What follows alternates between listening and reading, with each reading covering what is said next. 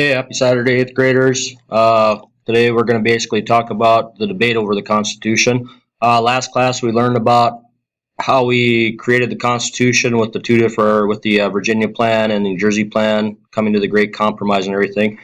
Now we're going to go through and talk about the debate to ratify or approve the Constitution. So key questions today.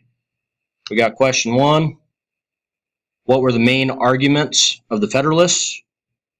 Question 2. What were the arguments of the Anti-Federalists? So there are going to be two groups that are going to argue about the Constitution.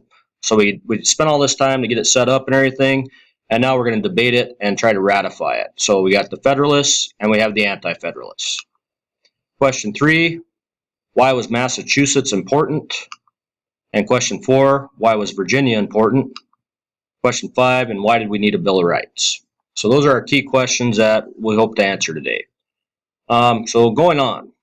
All right, so we got the first group arguing about the Constitution are the Federalists. Federalists their leaders were John Jay, James Madison, and Alexander Hamilton. So three important guys in the American Revolution that tried to get our country going. Now, their position on the Constitution. They were in favor and supported the new Constitution, so they wanted to make it happen. Okay, and their main argument for this position was simple in the fact that they felt a need for a strong central government. These guys are the guys that looked at the Articles of Confederation, figured out they didn't work, they came up with this new government plan, and it had the strong central government. Okay, so that's their main argument. The next group, the Anti-Federalists. Their leaders were Patrick Henry and George Mason. Patrick Henry, once again, that guy, give me liberty, give me death. He's going to be fighting against this. So if you can't figure it out by now, the Anti-Federalists are going to be against the new Constitution. Okay, so they don't want it ratified. Okay, because they don't like it. And their arguments for that are this. Number one, they've said that it would weaken state power. So the state governments are going to be weakened by this new Constitution. Argument 2 is that it had no Bill of Rights to protect the people. Okay, so we just got done fighting a revolution, we just got done creating a new government, and all this is going to be for nothing if we don't protect our people. And then question 3, they were worried about the president. All right, so they didn't like the chief executive aspect of the Constitution because they felt a president would become like a king and be repeatedly reelected. All right. The only time that really happened was with Franklin D. Roosevelt, where he was reelected 4 times. After that, we put term limits on the president.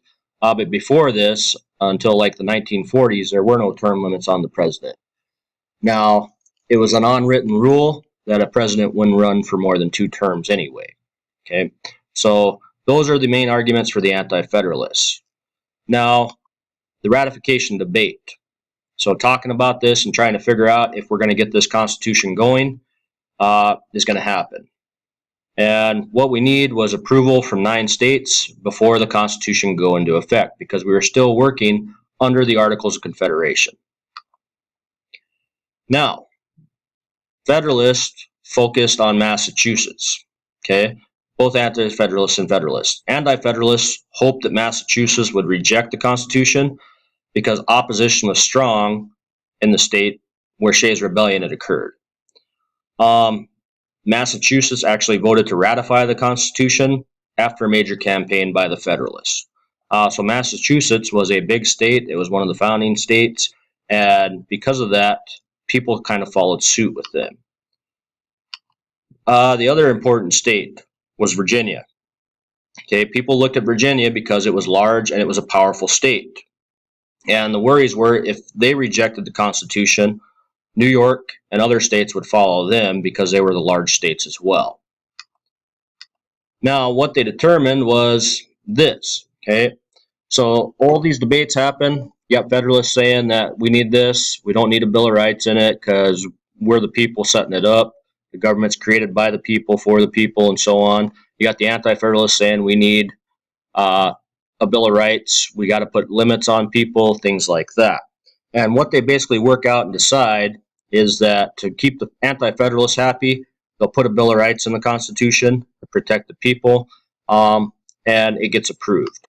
So the Bill of Rights, which we learned about in 7th grade, most states believe that a Bill of Rights was essential to protect basic liberties and to protect against abuses by the government. And we got our amendments. The First Amendment guarantees us freedom of religion, speech, and press. The Second Amendment deals with the right to bear arms. And these you guys learned about in 7th grade, but we're going to learn about them again. Fourth Amendment protects citizens from unreasonable search or seizure. And the Fifth through 8th Amendment protects citizens who are accused of crimes. And finally, and these are the parts that got the Anti-Federalists on board, the 9th and 10th Amendments limit the powers of the federal government to those granted in the Constitution. So it gives those states the ability to maintain their power, as well as keeping a strong central government. Now, with that, just to kind of sum everything up, so we got this government worked out. We created a constitution with the Constitutional Convention. Now, to ratify that, we had two sides, the Federalists and the Anti-Federalists. Federalists wanted a strong central government. Anti-Federalists were against it because it didn't have a Bill of Rights. They felt that it gave the president too much power, and then we'd have another king, and so on. The main states, or the key states, were Massachusetts and Virginia to approve this thing. We needed 9 out of the 13, since they were the two biggest and most influential states at the time. People followed their suit. In order to get the Constitution in place, compromises had to be made, where the Bill of Rights was instituted into the Constitution to make the Anti-Federalists happy, as well as the 9th and 10th Amendments to keep them happy. So that basically sums up the debate between the Federalists and the Anti-Federalists for you. Hopefully, if you have any questions, shoot me an email, ask them on Edmodo. I have the video set up on Edmodo today, as well as on the regular website.